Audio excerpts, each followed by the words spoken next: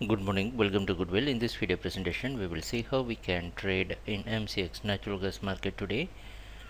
Before looking into that, let us see what happened yesterday and what we expected yesterday. The chart you're seeing is 7-minute candlestick chart, and this candlestick indicates yesterday's price opening, which shows that the market opened near 197.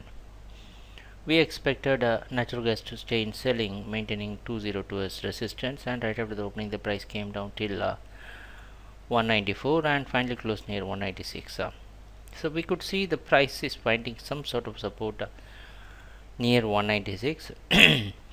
So if you are a conservative trader, today also the price is expected to open near 196. If you are a conservative trader, wait for the price to give a bounce back near 199 and then go for selling, because we are not going to change the stop.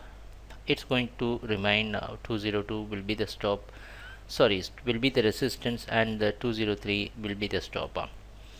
Expecting that the price can come down towards 192.6, and if the trend continues, it can come till 190. So let us see what's going to happen during the trading session, and thanks a lot for watching our videos. Happy trading, take care, bye.